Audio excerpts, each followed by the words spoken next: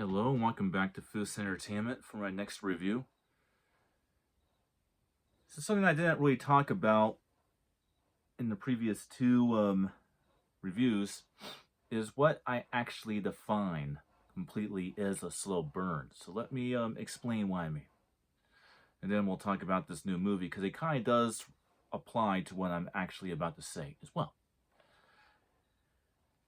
My definition of a slow burn is when you have a significant amount of a movie, whether it be horror or action adventure or whatever, to where what is shown does not really benefit the story of the movie. So in other words, when it comes to a horror film, we're talking about horror films, you can have exposition.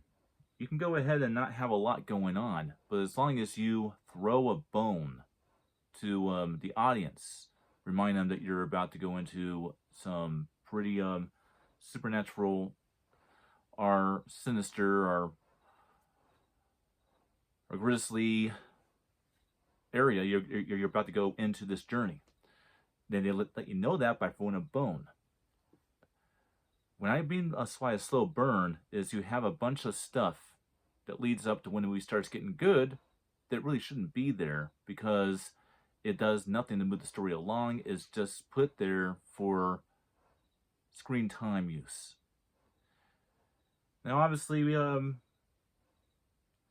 should have said that in the past couple of reviews, which brings on to what this movie that I'm going to review tonight actually is. I call it an exposition that leads to a good payoff, not a slow burn. And that's maybe what some people, if you watched the last review, were probably getting confused about. I know I could have went about that in their way, but I just wanted to explain that that's what I define as a slow burn. Now, does it mean that I hate the movie? No. So, the film I'm going to be talking about tonight is 2012's Sinister. And that's why I wanted to take that couple of minutes to go ahead and talk about the difference between an exposition horror film and a slow burn. A slow burner and exposition horror film are not the same thing, at least not to me. Maybe they are to some people, it's just not to me. And of course, this steelbook is awesome. Good artwork, as you can see. And like the Wolf Creek one, this one does have a quote on the back. "We have to leave now."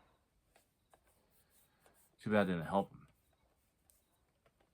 Alright, Sinister. Let's go on to the plot of the film.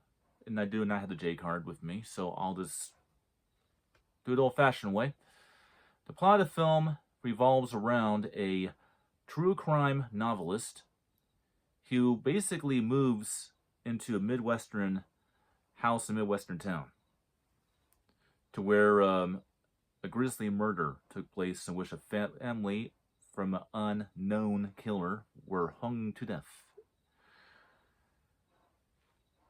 And he's there to investigate it, to research, to write his next true crime novel for fame and fortune, although he never will admit it. And he comes across these Super 8 films up in the attic. And when he starts watching them, and he discovers that the murder that took place that he's investigating is one out of a series of grisly murders that's been going on for decades. And he sees in the Super 8 films all these grisly murders. He starts to piece them together and tries to put a puzzle together out of it. And he comes across this mysterious figure that's in the background, as well as pagan symbolisms and weird, bizarre stuff. And while he's doing this, bizarre, haunted things are happening around him in the house that he moved into. And we obviously find out that he moved into the house of the victims. So the murders that he's investigating that actually happened in the house he's living in. And what it comes down to is a revelation of the one key element of these murders is that one child was never ever recovered. And it's found out that you have this supernatural pagan-like god known as I believe I may be butchering this, but Buga, I think is what it's called. It's called a Buga god or something like that. It's like a demonic entity god, and he literally eats children. He eats children's souls, and how he does it is he actually gets the children to get possessed by watching these Super 8 films. And in doing so, the children, of their own accord, murder their entire family and make a new Super 8 film. And they get taken by this Booga into the actual Super 8 films themselves. It's like a little netherworld he takes the children to. And all I can say is, this is quite a good movie. And I'm sorry about the first 2 minutes, but I actually did have to explain myself. And I do appreciate any comments. I do read them. I do read all of them. Don't always respond to them, but I do read all the comments that are put on my videos. So I just wanted to, address any concerns people might have had at the introduction of this video. Now let's go into my opinion of the movie. Sinister has been held as one of the greatest horror films of all time. Believe it or not, and I don't agree with most critics, as you probably have guessed, often, but this is one instance in which I do agree with the critics. This is one of the greatest horror films of all time. And it's definitely one of the best that I've seen in the past 25 years. So, yeah, it's definitely a good one. Now, when this film came out in 2012, a lot of people who are not real fans of exposition horror films, to where you have all of this build-up that pays off. But you have horrific build-up, lots of clues and lots of stuff that's going on that is pretty scary, that is going on. It's kind of just building you up to this really good outcome and come in. That's different than, like I say, a slow burn, where you, like, for example, take Abigail. Granted, there's some cool, interesting stuff there, but you have a lot of stuff that really does not benefit the viewer that was watching the movie, like getting high and drinking alcohol. Why? At least in the Jason movie, if you do that, you have Jason killing a victim about every 20 minutes of the film, along with all the weed smoking and the alcohol drinking and trying to get laid or whatever. In Abigail, you just had that there just to pass the time. Now, I wouldn't call Abigail a slow burn, because there was still some interesting stuff there. But what I mean by exposition horror film is that you have all of these terrifying things that are happening. It's kind of like world bending it would have in a sci-fi film, but for a horror film, where you have this scary world that you're going into that is being kind of built, kind of being put together for the exposition of the film. Another film that does this very well is The Exorcist, which I still have yet to review on this channel. And there's a reason for it. I actually want to get the 4K version of the film, and it's very hard to find. Maybe I'll finally come across a copy of it this season, because I'm not done buying new stuff for this event yet. These Blade Disgusting Steelbooks are new. But Sinister, to me, is just a great horror film.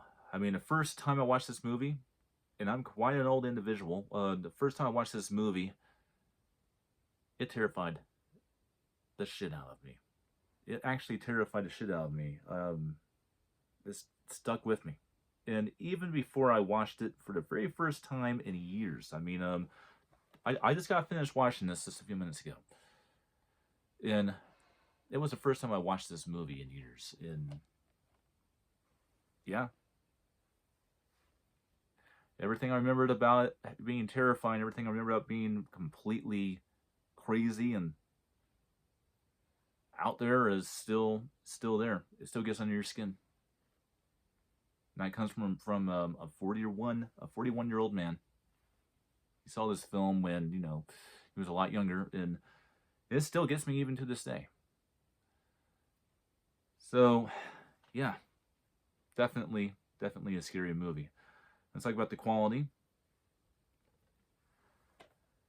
This is, in my opinion, perfect in its quality. It's not a 4K.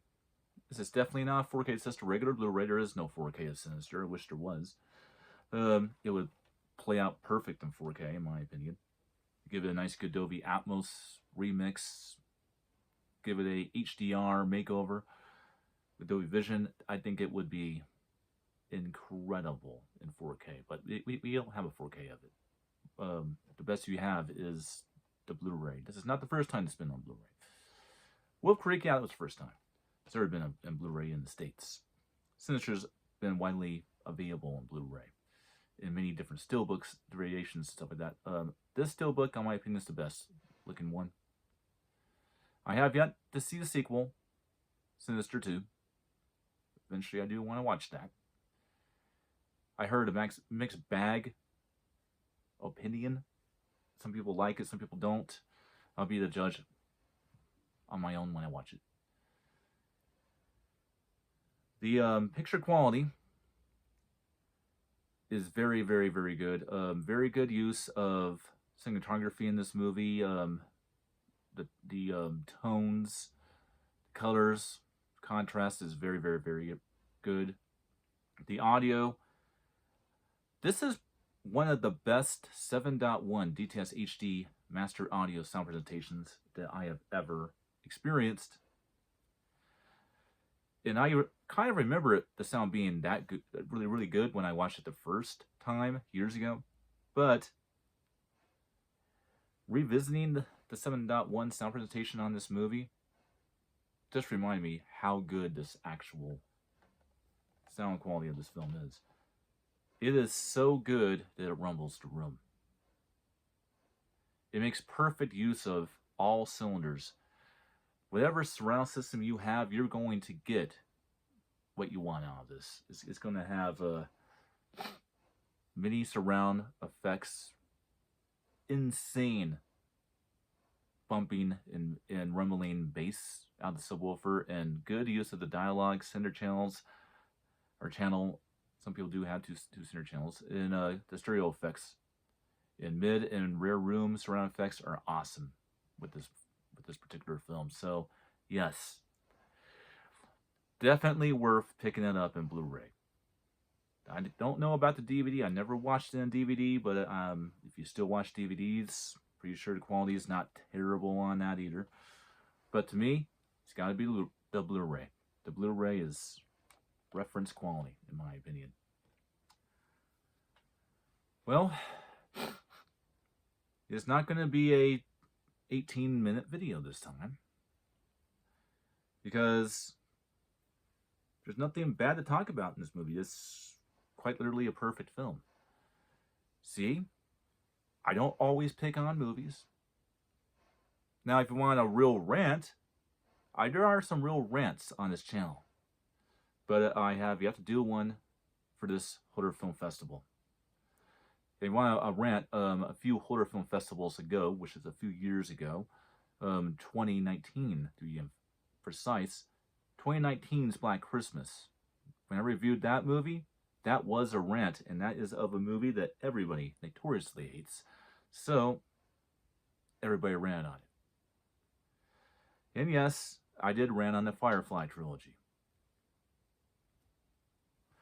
But no, I have not done a rant at all during this event. And I'm sorry if I brought some controversy up. I just wanted to make sure that I uphold my honor, as well as thank the individual who did put a comment on my last video. I always appreciate it. And you know what? He meant no ill will. He was just, you know, calling me out on a few things that, you know, I could work on. And I'm always open to suggestions. In fact, rant away if you don't like the video. Tell me what you don't like, and I will discuss it in very little time and detail. So Sinister, this is our first 4-star one. 4 stars, so that means it's perfect. Not 3.5, 4. 4 stars. That means it's perfect. Completely perfect. Foos says, check it out. I'll see you next time.